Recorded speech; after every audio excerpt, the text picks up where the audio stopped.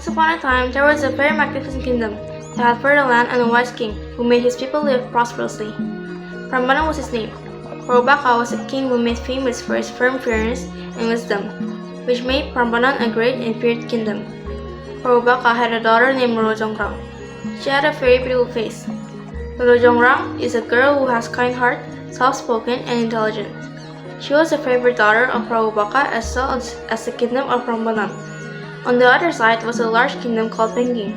Prabu Baka Moyo is the leader of the Pengging Kingdom, who has extraordinary powers and is famous for his haughty and cruel character. One day, Prabu Baka was determined to rule Pengging Kingdom. After careful preparation and training, he finally set out to attack the Pengging Kingdom, along with the Patih Gupalo. My daughter Roro Jonggrang, I must go to face the Pengging Kingdom. The Prambanan Kingdom is no longer safe for you. Then you have to promise me, Father, that you will come back safely and return to Prambanan. I promise. Take care of this kingdom while I'm gone. I trust you, Roro Jonggrang. Yes, Father. After saying goodbye to Roro Jonggrang, Prabu Baka went to the battlefield along with Patih Gupalo. Prabu Baka tried to bring victory to the kingdom of Prambanan.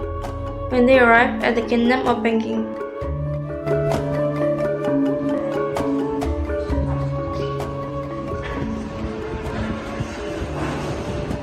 Andi, why have you come here? We are from Prambanan Kingdom. We want to take control of this kingdom.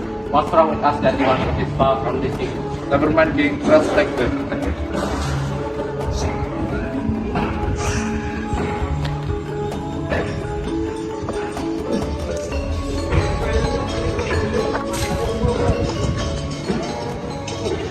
there was a war between these two kingdoms, many casualties on both sides, and the Pengging Kingdom began to suffer. Knowing that his people were suffering, Prabu Damar Moyo sent his son, Jakabanu, to take revenge on Prabu Baka. Oh, my son, take your revenge on the Baka Kingdom, because of them our people have become poor and negligent. Okay, Father, I will do it. Bandung Bondowoso left for the Prambanan Kingdom. While on the way, he met Prabu Baka.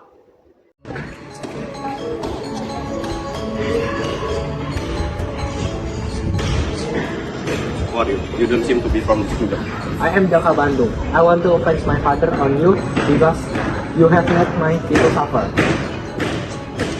There was a fierce war between Jakabandung and Prabu Baka.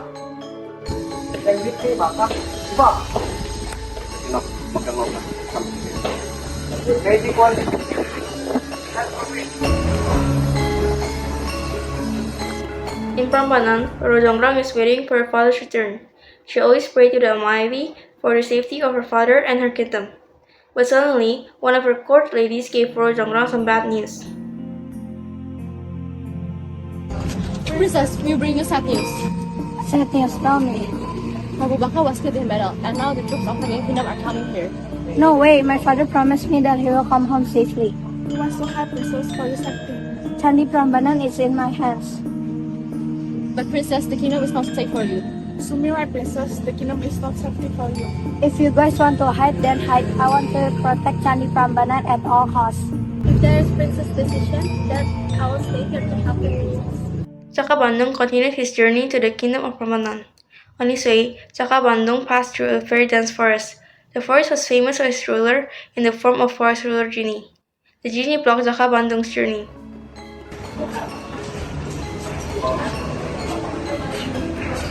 Who are you today was my journey? I am Jaka Bandung. Get out the way of my way. You arrogant ass. Face me first.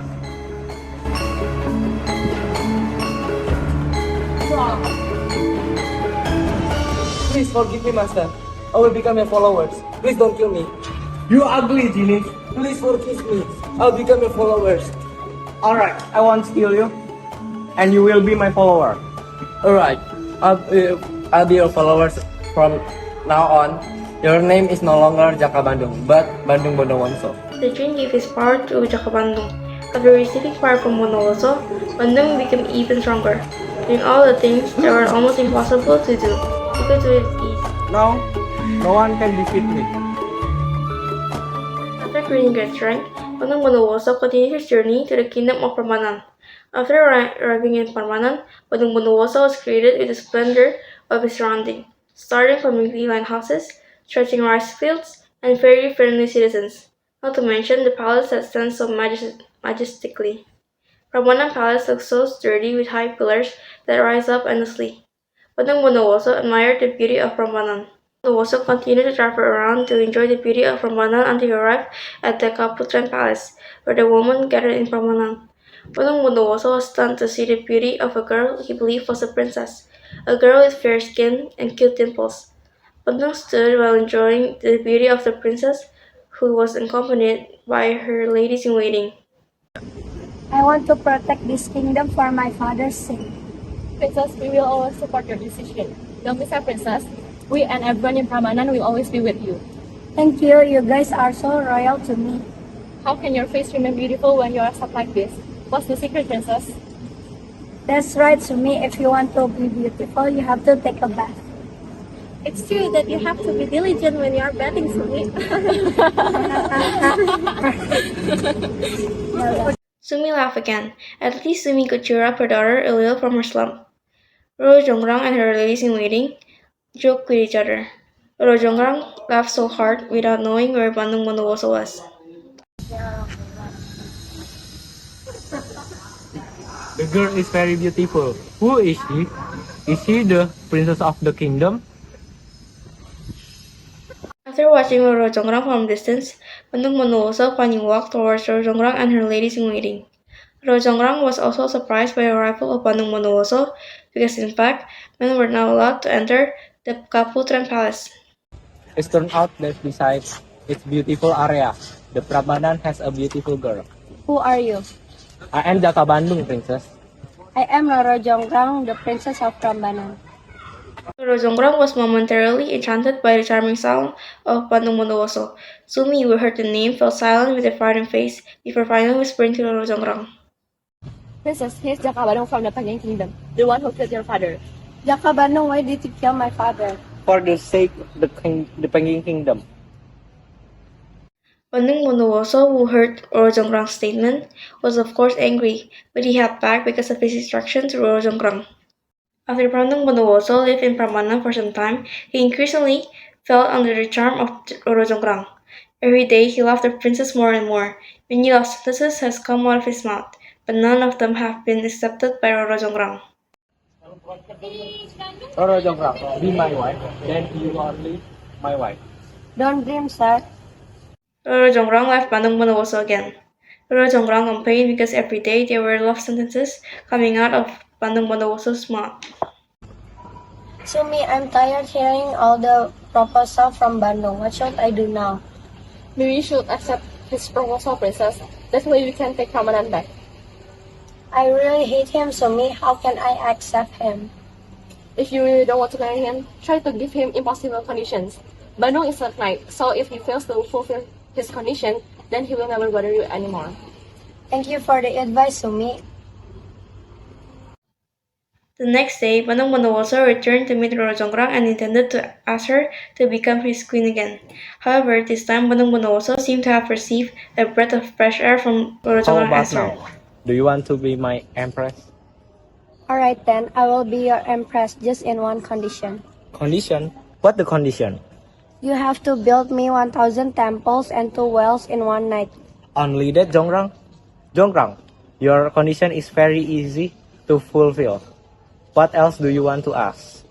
Only that. Remember, your time is until dawn. Okay. Oh, Bondowoso, come out. I need your help. What have you come before? Help me build 1,000 temple and 2 wells. Call your troops and remember, you have until dawn. Alright. I understand. Oh, Genie sama Ami. Night fell. Bandung Bondowoso and his Jin troops began to build the temple Roro Jonggrang requested. It didn't take long to build the temple, as there were already many temples standing in the courtyard of Prambanan. How is this, Sumi? I don't want to be his wife. What shall I do now? Think how the Princess, you can definitely solve it. An agitated Roro Jonggrang paced back and forth, thinking of ways to thwart Bandung Bondowoso's effort. Eventually, she came up with an idea. Sumi, gather all the girls here. I need permission. Yes, Princess.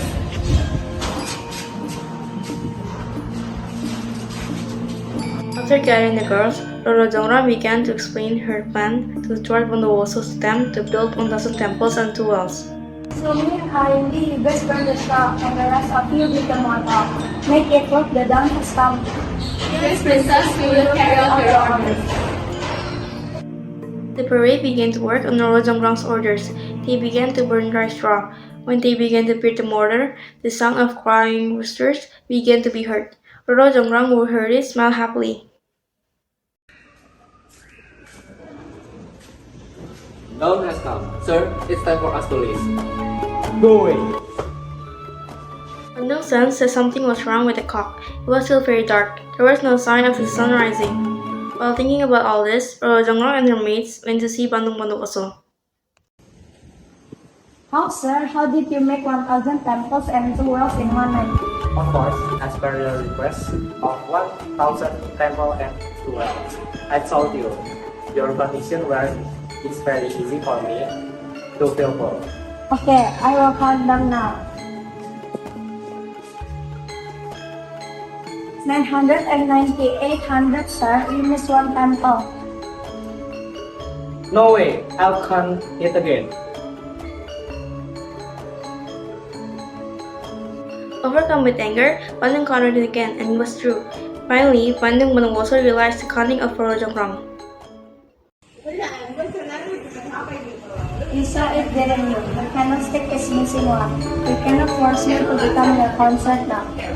I never lost. Whatever I want will be fulfilled. Include those 1,000 temples and 2 wells. You lied to me, Jonggrang. However, the temples is missing one. You have to keep your promise. Then you are the one who complete my 1,000 temples. You will be the Araskan of the 1,000. The rumbling of lightning began to be heard in unison. The wind began to blow strongly. Roro Jonggrang and her followers screamed for help. However, it was too late to Bandung Bondowoso's magic. He managed to turn Roro Jonggrang and her followers into statues to complement the temple he had built. The condition that Roro Jonggrang made in the end is what gave birth to the permanent temple, what that we know today.